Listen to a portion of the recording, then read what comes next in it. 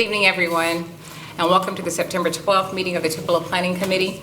Please take a moment to silence your cell phones. At this time, we ask that you rise for the invocation given by Bentley Nolan and the Pledge of Allegiance by Mark Williams. Let's pray. Lord, we thank you tonight for allowing us to be here. We thank you for the cooler air and the Tupelo spirit. We ask for your wisdom and guidance as we make decisions that will affect our city. We thank you for everyone represented here. In your name we pray. Amen. Amen. Face the flag. I pledge allegiance to the flag of the United States of America and to the republic for which it stands, one nation, under God, indivisible, with liberty and justice for all. Thank you. You will be seated. The Tupelo Planning Committee is a volunteer group appointed by the mayor and approved by the city council. We receive no compensation for this as we do it as a community service.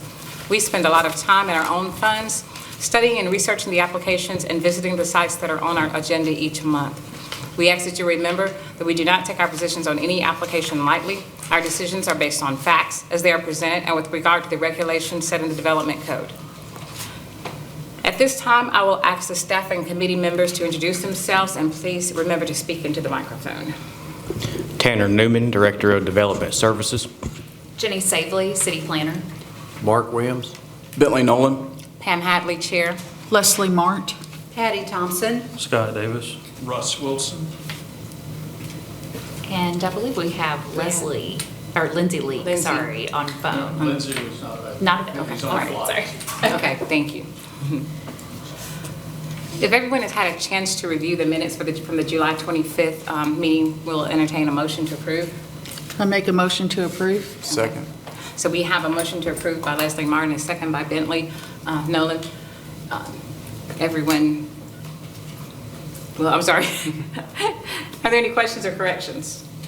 Okay, no questions or corrections. Okay, let it be moved out of voting time, raising your hand. Okay. Okay, we will now open the regular session. We will have a report on the council actions. Ms. Jenny, if you will. Yes, the City Council has accepted last month's minutes. Text Amendment 22-02 remains in legal review. Okay. As part of that, the Presley major subdivision was accepted. And we'll entertain do we have any old business? No. No old business. Okay, great. So our new business, just for the sake of those who are in here, our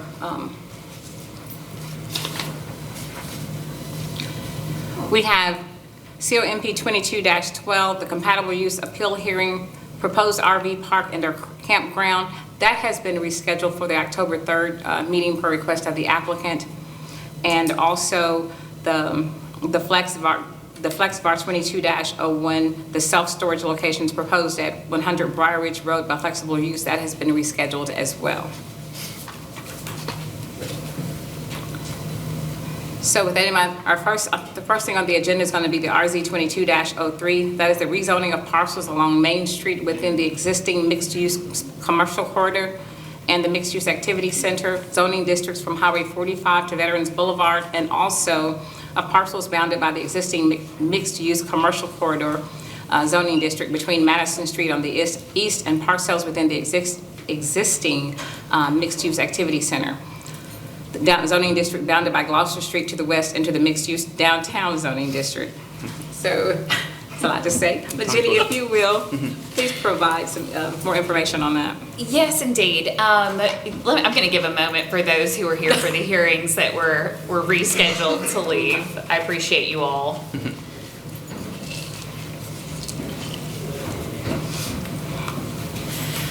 We have an interesting meeting tonight. I'm presenting two proposals to the Planning Committee on the behalf of the City of Tupelo's Department of Development Services, Downtown Tupelo Main Street Association, Tupelo Convention and Visitors Bureau, and Tupelo Redevelopment Agency.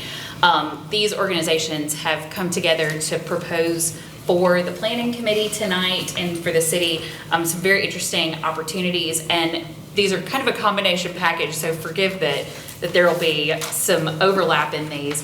What I'd like to do, if you all will allow me, TA 22-03 is a comprehensive update to our overlay chapter.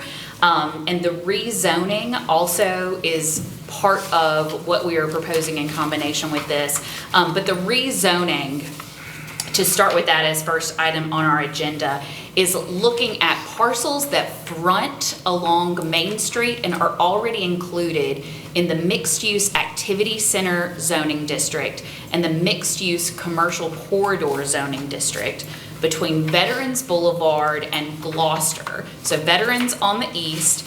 Currently, the parcels from 45, Highway 45 to Veterans Boulevard are not included in our mixed-use downtown zoning district. And parcels from Madison Street on the west side of our current mixed-use downtown zoning district, from there to Crosstown at the intersection of Gloucester, those parcels are also currently not in our mixed-use downtown.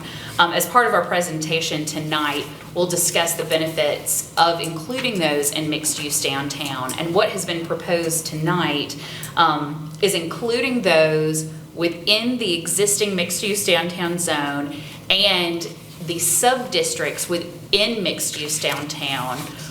We're required to put parcels into a sub-district, and they've been proposed for what is being referred to, as you'll see later in the presentation, Gateway West, for the parcels between Madison and Gloucester, and Gateway East from 45 to Veterans Boulevard.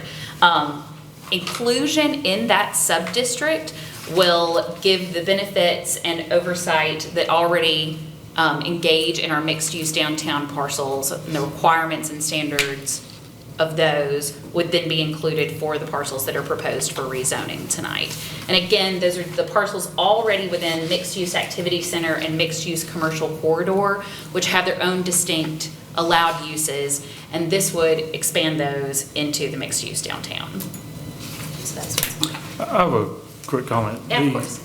The map that's in the packet does not show the levee and the crosstown, but this map does. This is the correct map. This map is, That's correct. You should have updated pages in your packet, but the map that you're showing, Scott, with the inclusion of West Jackson in there, or the inclusion of, I'm sorry, the to inclusion crosstown and East of Main.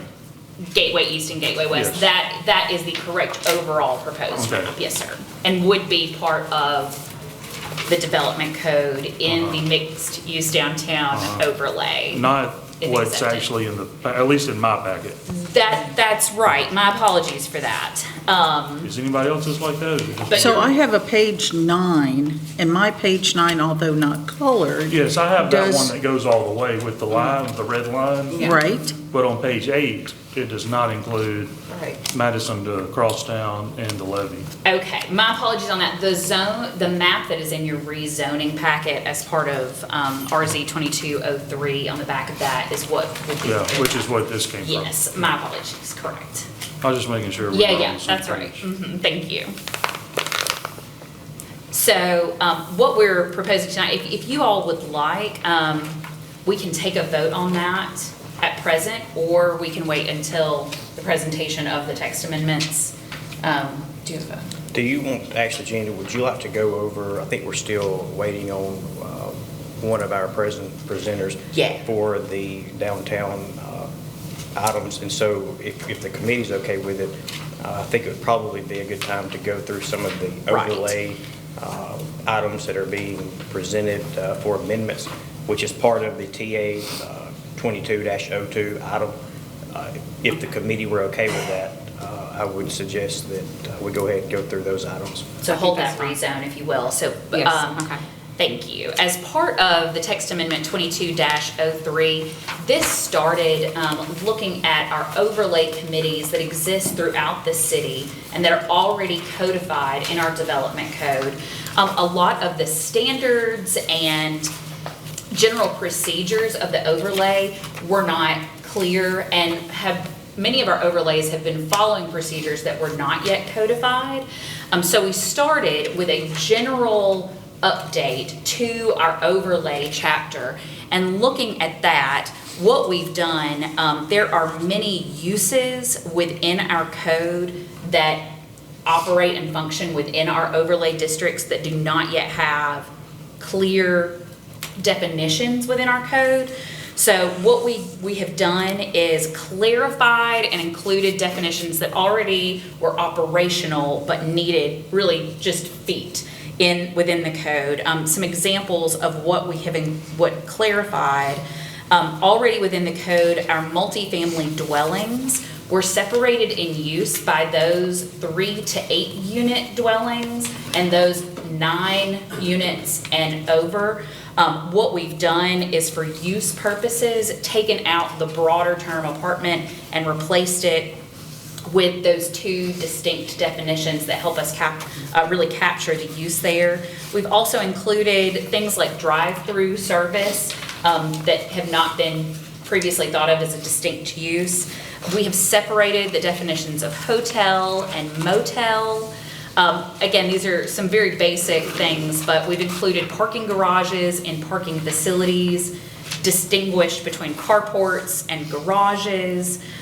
We have given a separate distinction to, say, murals within the town that were not included in our sign chapter. So just needing to update some of those definitions there. We have also, as in the generalities of what we have clarified for our overlay districts, included simpler procedures as to how to establish an overlay district, how the bylaws and the design guidelines of each overlay need to be codified and clarified, how to deal with the termination of members, how our overlays are dealing with how long they have to report back to the Department of Development Services once they've been given an application for review. Again, these basic kind of standards that we have looked into. And then within that, we have been working really voraciously over the past few months with our overlay committees to update some of those guidelines and standards that they had codified or didn't have codified, to make sure the desire of that overlay committee and the broader neighborhood were represented within our code. This also gives us, there are many times in Tupelo that people come in to build and do not understand the restrictions on the parcels and what guidelines they have to follow when they're building. So this allows the Department of Development Services to really point to within our code, these are your expectations, these are the standards that you will be reviewed underneath. Really a desire for consistency and clarity. We've taken some of the guidelines as to how reporting works within each overlay district and made those broader, and that now applies to all of our overlay districts, including a 10-day return response so that we can get permits back to those applicants as quickly as possible.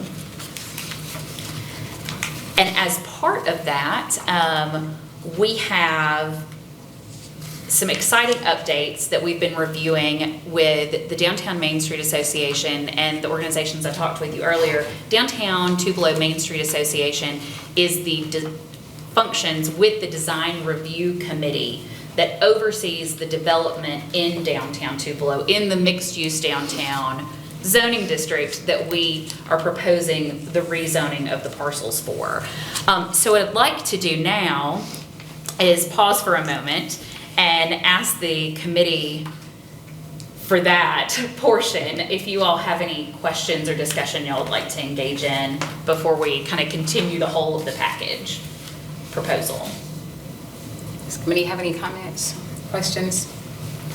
Were you just asking whether we want to vote on the flex fare now, or have it? I don't think a vote is necessary right now. We would like to continue with the presentation of the whole downtown. Okay, good. Yeah, and then we'll take up the rezoning and the text amendment separately. It just will make much more sense. After the full presentation. Yeah, all right.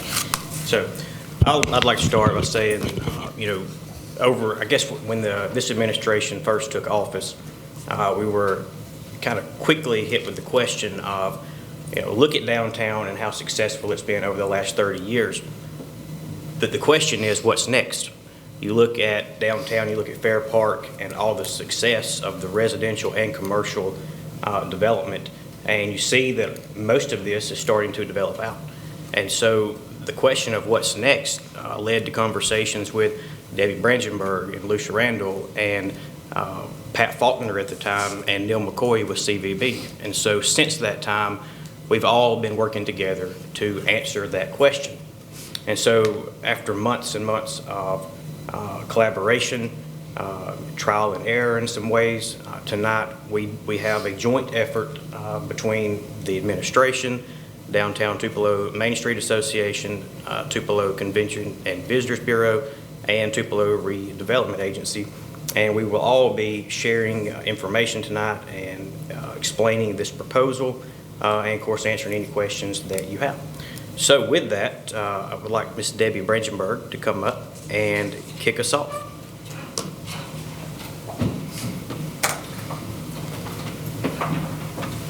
Thank you, Tanner, and thank you, committee, and those that are here for the public hearing.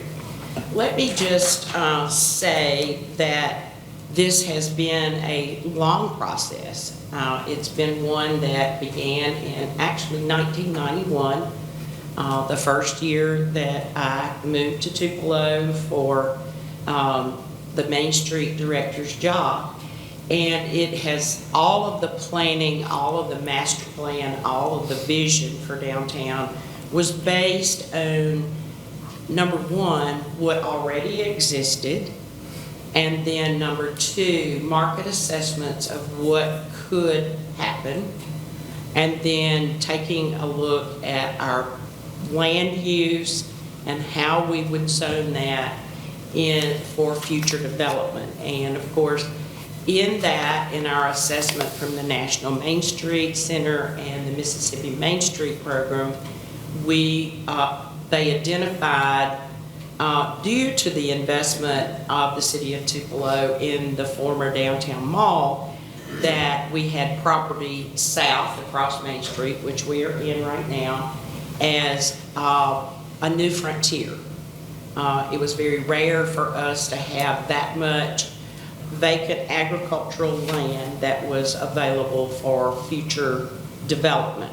So hence the Fair Park District evolved out of this market assessment and this long-range plan.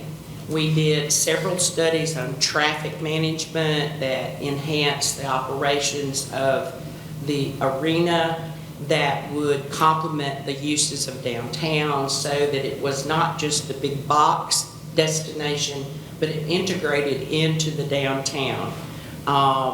The parking available was not necessarily limited. It was built out for what the capacity was, but it also left openings for us to have patrons that would come and park downtown and walk to the arena for an event. So all of that's to say is none of this was just pulled out of the hat. A lot of study has gone into, in the master plan for downtown. It has been slow in progress due to economy sometimes. We were hitting gangbusters in 2008, hit the recession, and boom. And it came to a screeching halt, but now we have a new breath. Then we hit COVID. So we have continued to push on, but we've maintained an overall vision for downtown. And the master plan that we had for downtown remained flexible, but it also talked in terms of complementary businesses to take into consideration the existing businesses and what would complement those businesses. So the sub-districts within the downtown were done clustering by use and what businesses could we recruit that would complement the existing businesses. We moved forward. We were checking off all the boxes. It was not a study that was left on the shelf to gain dusk. We stayed before it. 7 administrations, Fred knows, 7 administrations, we kept pushing forward with this master plan. And it really wasn't until 1999 that I felt like we had a plan, because it was then the administration enabled us with funding to have Phase 1 of Fair Park, infrastructure put in, the automobile museum, the hotel, the conference center, land acquisition, all of the things that have made Fair Park possible. Out of that, I will say very quickly that that investment has leveraged over $180 million in private investment in the downtown, and that does not include land acquisition. That is based on the value of building permits alone. So the investment, I think, has leveraged that $22.68 million in public urban renewal bonds into a very successful opportunity for Tupelo, put properties on the tax base, and has really stabilized our downtown. Moving forward, we were always refreshing. We were doing housing studies. The demand for housing, upper floor housing, has always been there. And we talk about development with developers, which is first the chicken or the egg. And you have to have density to create commercial development. And we're still not quite there, but we have so many opportunities. So in 2018, you can see a picture's worth 1,000 words. I mean, you've got all of the Main Street. Let's see, where did they go? Here we go. You look at the former city county building, which is now the Belfry. You look at our Main Street Birthplace Trail, which we were able to leverage funding, additional funding from the Mississippi Department of Transportation if we would link downtown to a historic landmark, which was the Elvis Presley birthplace, which is our #1 tourist stop in the city of Tupelo, with sidewalks, with traffic calming things. Now the traffic calming, I got a few bruised shins on that, but it's working okay. Working nicely. There are still improvements in the wings to be made there. And so all of these things, we have been leveraging our investments to be able to create the connection with downtown. And our 2018 Main Street refresh, we came back, this was right before COVID, and it identified some things that were 4 vital strategies, and these were all based on community input. We just didn't snatch it out of the hat, but the 4 strategies were workers and resident transformation strategies, emphasizing more housing and convenience retail, family-friendly, family-serving transformation strategies, emphasizing retail and offerings and design attributes of downtown rather than event-focused, which means that we have more things going on for our community and for our tourists rather than just during event times. Arts and entertainment was a big thing, emphasizing performing arts and supporting the ecosystem with emphasis on the Elvis legacy, and project-oriented foundational strategies which would promote expanding first floor retail. All of these things have come through study. They have, and the proposals or changes in the definitions have helped us fine-tune and better identify and give us more flexibility for what we can do for the future. It's laying the groundwork for Lucia with downtown Main Street and with Neil in tourism to really enhance the product that we have here in Tupelo, to stabilize our tax base, to be able to continue with the success that we've had over the last 30 years. So it was not taken lightly, and we have always maintained the vision I was known to be a little bit too passionate sometimes, but anyway, we have remained true to our vision and set the table, if you will, for the next 30 years. Thank you. All right, thank you, Debbie. I believe next we have Ms. Lucia Randall with Downtown Tupelo Main Street Association. Thank you, Tanner, and thank you, Planning Committee, for allowing us to give this presentation tonight, and everyone that's present tonight.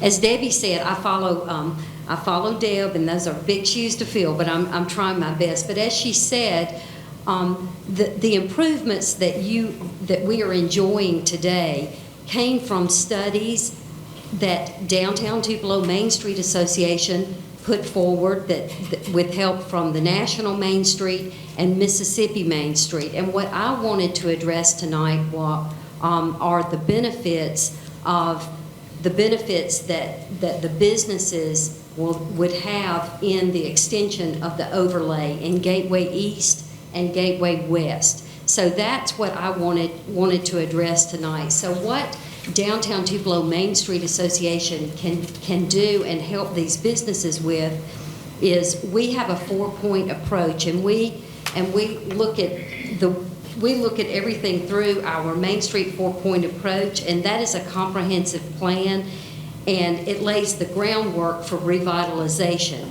And that has been the groundwork for all the revitalization that has been done in Fair Park and downtown Tupelo, and as you can see, it has been very successful. And these are 4 categories. They're economic vitality, design, organization, and promotion. And these needs are met in these 4 areas, and this results in transformation of an area. And with the partnership of the National Main Street and Mississippi Main Street with Downtown Tupelo Main Street Association, which, by the way, is a Great America Main Street winner, which is wonderful. And this together, these partnerships together, along with the City of Tupelo and other private investment, we can provide the needed resources to enhance Gateway East and Gateway West, providing economic vitality and also creating a visually pleasing connection to downtown Tupelo for our citizens and guests. Thank you very much. Thank you, Lucia. And I believe next we have Mr. Neil McCoy from Tupelo Convention and Visitors Bureau. Thank you. It's good to see y'all tonight. For us in the CDD world, we also go by our acronym of DMO, and that used to stand for a Destination Marketing Organization. So oftentimes we used to just place an ad in a magazine and just hope that people showed up. Well, there's been a paradigm shift in our industry to change the acronym from Destination Marketing Organization and change the M to management, so Destination Management Organization. It wasn't enough just to place an ad in a magazine or make a social media post and just hope that the visitor has a good time when they arrive in your community. You have to create those experiences, and you create experiences through events, but you also create experiences through placemaking. And you would be hard-pressed to find another community in the state of Mississippi that has a better front porch and welcome than right here in downtown Tupelo. A lot of people say that, but I firmly believe that our presentation when you arrive on Main Street in Tupelo is second to none in the state of Mississippi. So what we look for, and as Tanner alluded to in his introduction to this, is what next? Okay, so we've done a great job, and as Debbie alluded to, we've stuck to the plan with the core of downtown. We even had the revitalization of this Fair Park area. And so what's next? And so now is the time to be thinking about what does the next 15 to 20 years look like. And for us, when we welcome people from all over the world to Elvis's birthplace, we want to connect the dots. Henry Dodge and the Elvis Presley Birthplace Memorial Foundation has done a great job of welcoming guests with a wonderful presentation at the birthplace. But there is an opportunity to connect the dots between downtown and the birthplace. The city has done the heavy lifting with the MDOT grant that Debbie alluded to, so the infrastructure is in place. Now it comes of working with the private sector to create opportunities for commerce along East Main Street. And the same thing goes for the western part as we extend out to Crosstown. We all know that Main Street and Gloucester are the two busiest roads in our community. So when people are starting to arrive into downtown, we want to extend the aesthetically pleasing Main Street presentation. So for us, it's about destination management, it's about placemaking, it's about creating experiences, because if if a community is a great place to visit, that means it's going to be a great place to live. Thank you, Neil. I'll just kind of bring us all home by saying, you know, the success of downtown and Fair Park it speaks in and of itself. And the goal of this project is to expand that success, both east and west.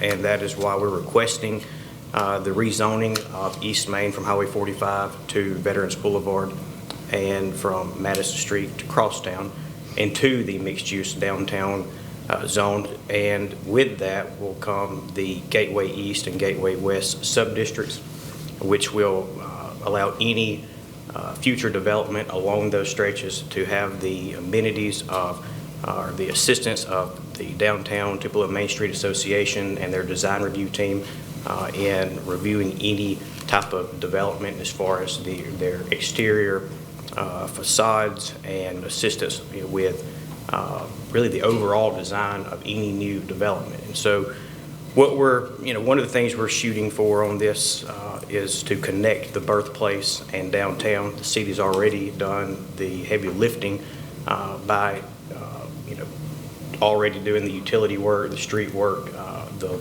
birthplace trail, and now we're looking at that property along that stretch and how we can facilitate the revitalization of that stretch. And so the same thing goes for the West Main parcels that we are asking the same request of from Crosstown going into the downtown district and offering them those that same kind of assistance. And so part of this overall project is we're offering a 5-year tax abatement on any new development or redevelopment that exceeds $10,000. That will offer a 5-year tax abatement, which essentially means that those businesses, their property taxes would freeze at the amount that they purchased the property for.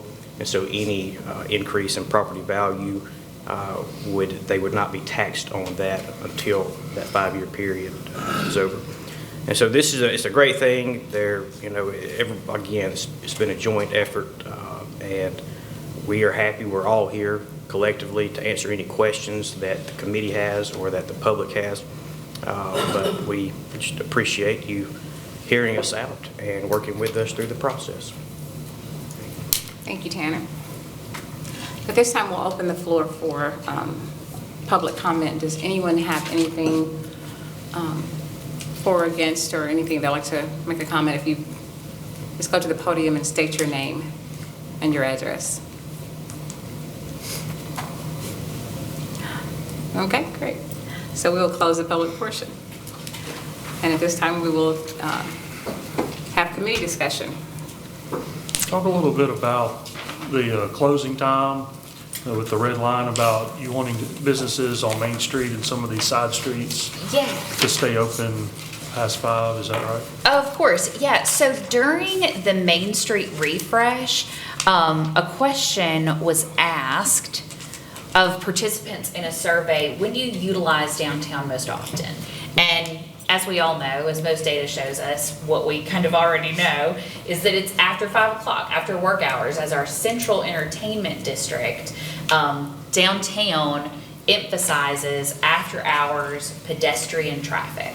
And so as part of this proposal, and you guys will find this, let's see, on page 9 of your proposal, there are, and I'll pull that up, There are streets, or along Main Street from the proposed rezoned extensions of Main, from Veterans to Gloucester, and then from, and forgive me for reading this, but on Spring Street with Troy Street on the south and Sherwood Avenue on the north, North Broadway from Troy on the south and Court to the north, and Green Street with Court to the north and Troy on the south.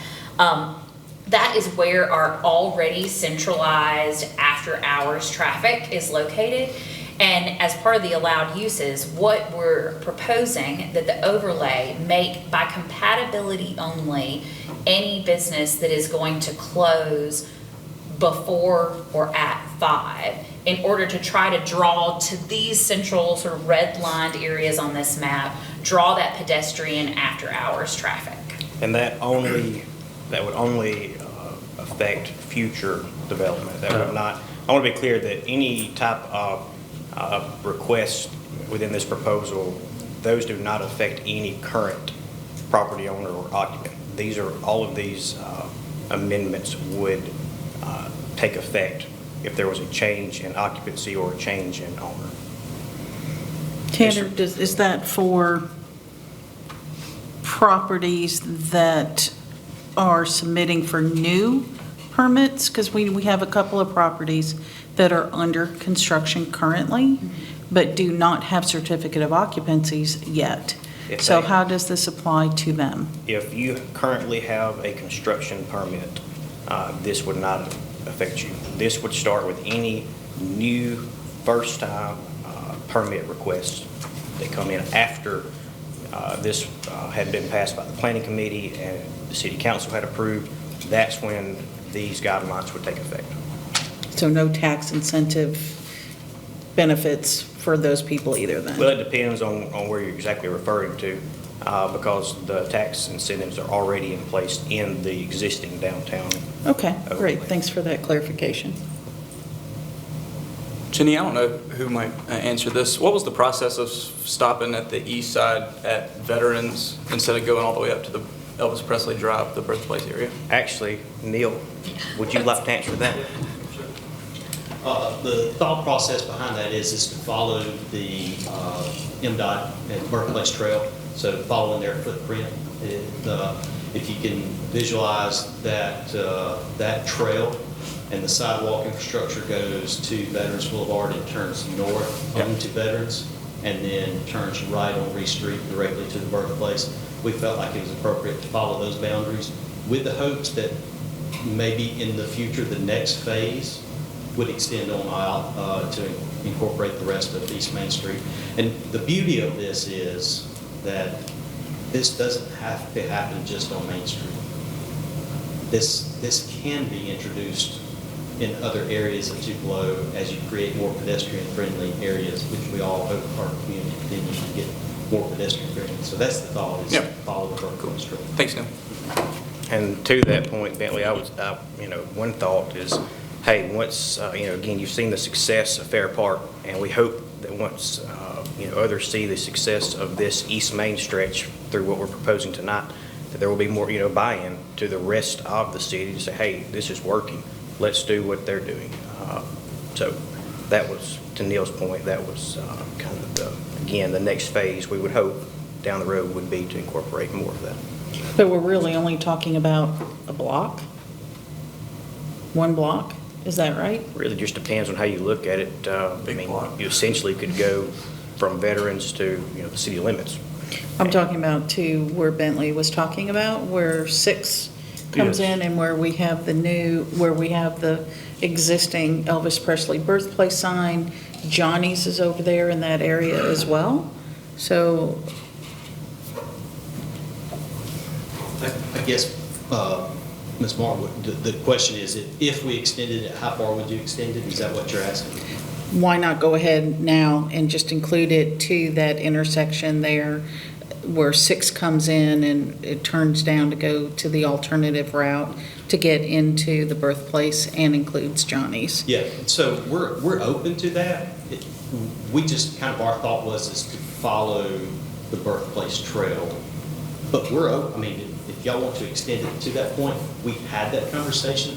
The only thing about going there is that it doesn't follow the birthplace trail as far as the presentation at the visitor's arrival to the birthplace. If you can think about the way they want visitors to arrive is on Reese Street, off of Veterans. So we're indifferent. I think we would embrace that, but this was just the alternate we brought to you. We're not opposed to that. It's just- Yeah, I will say for the purpose of tonight's meeting, we are limited to what is proposed. because of the rezoning, notifications. We can't propose to add that in Not now? for this. No, we can You could We'd have- request that you could request that, that be studied and brought back, and we could do that.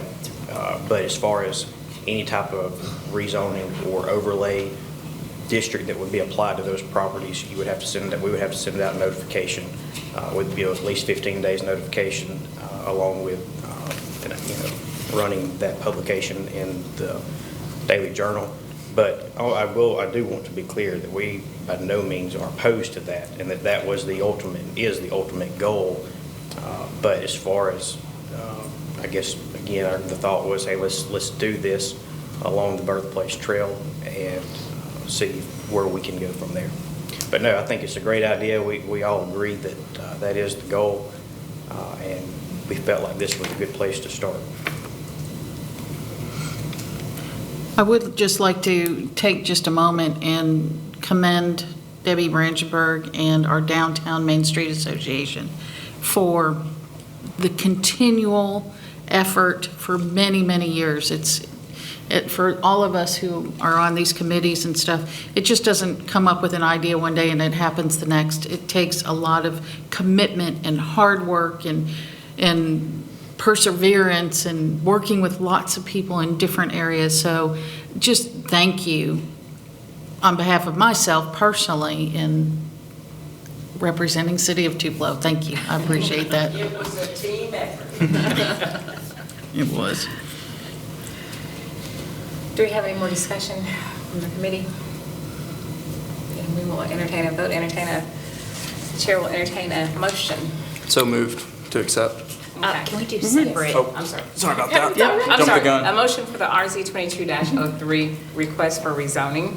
So before we do that, so if we want to request that you look at adding I guess it actually is 3 blocks, 3 blocks from Veterans to Elvis Presley Drive, the 6 Exchange. I don't know how to, because it says it's Briar Ridge Road, the intersection to Briar Ridge Road, Elvis Presley Drive, and Main Street. If we can look at incorporating that extra stretch for future consideration. Sure.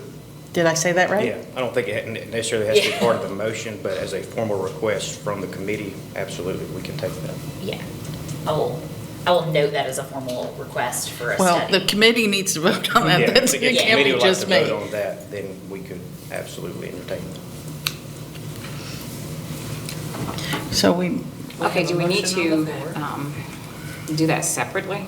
I'm Yeah, just- I think Okay. you need to go with Let's what's go on with the the rezoning. agenda, then Okay, come so back to that. So we have a motion to accept the RZ 22-03 zoning. Do we have a second? I'll second. Scott, okay, great, thank you. So now we have a motion to accept the RZ 22-03 rezoning proposal by Bentley with a second by Scott. All in favor, raise your hand. Unanimous, carries.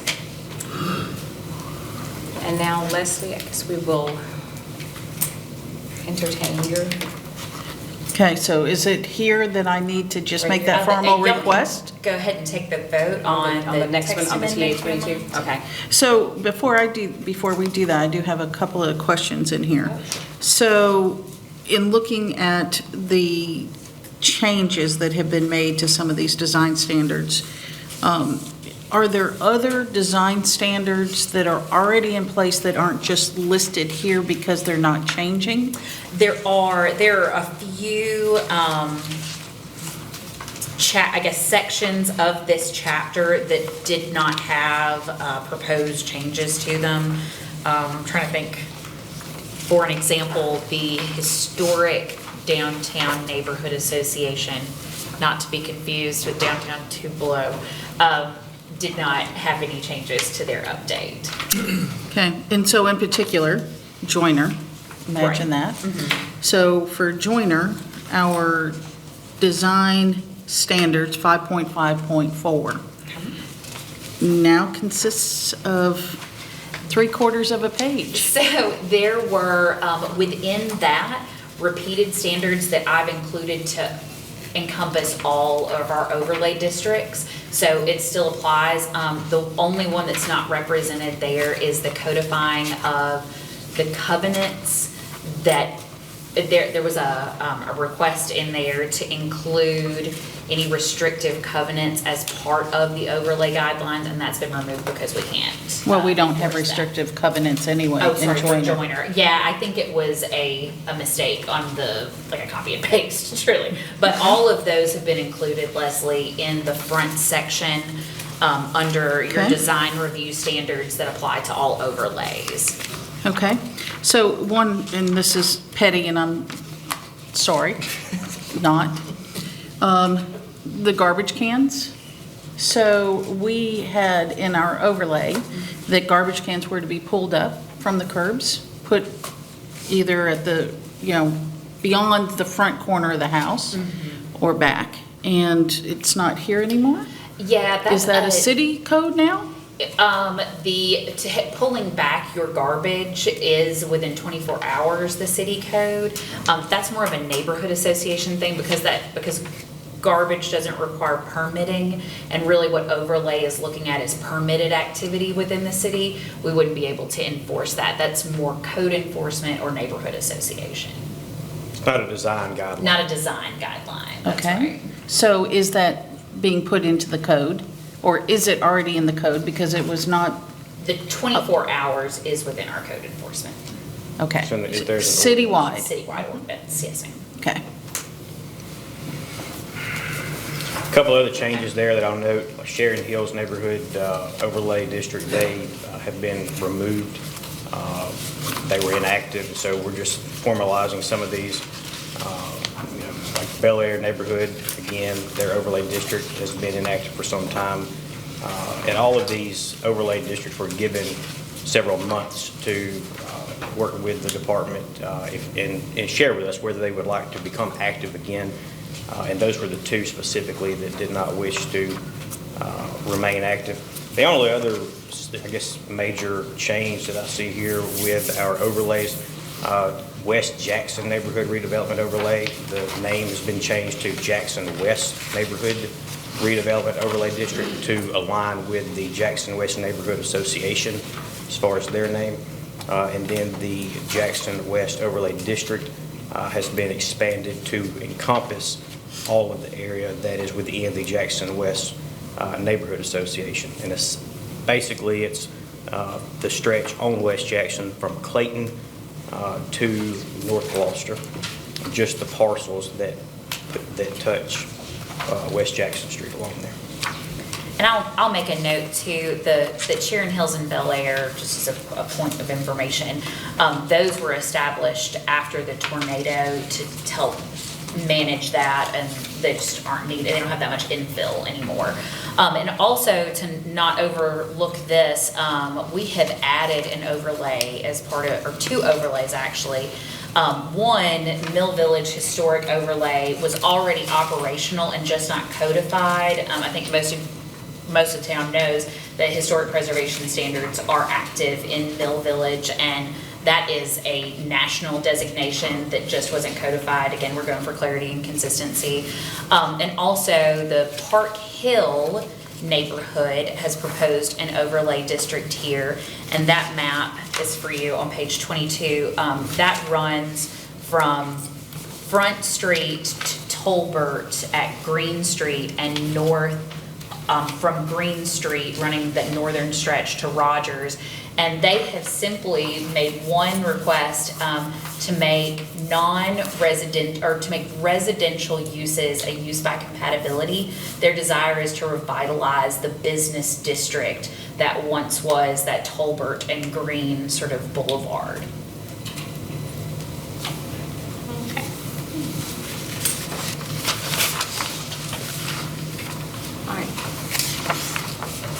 questions or comments on that TA 2203? If not, we will entertain a motion. Pam, I make a motion. Okay. I'll second. All right, so we have a motion to accept by Mark Williams and a second by Leslie Mark. All in favor? Raise your hand. Okay, unanimous. Okay, and now do we, go to Leslie's.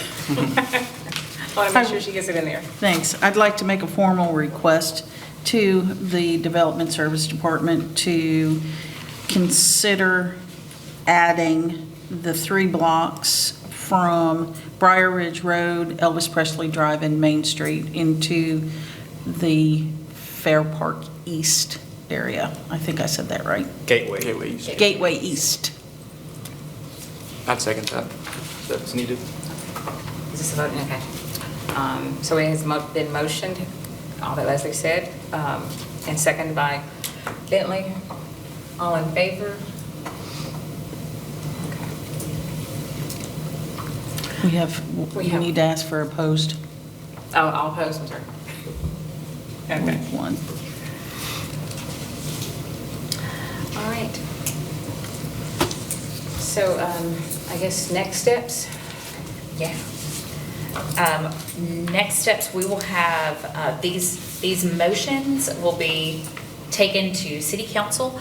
Save for the study motion, we will take the rezoning and the text amendment to city council to be brought to a vote on October the 4th. There will be a work session for that tomorrow afternoon, and to where we will introduce council in a work session forum to this. Work session for the planning committee is scheduled next for September 26th at 5:15, and our next regularly scheduled meeting will be October 3rd, and we will, as of now, have on the agenda the 2 items that were rescheduled. Okay. Very good. Nothing else, we'll entertain a motion to adjourn. So moved. All right. Thank you, guys. Bentley and Leslie, Thank you. thank you.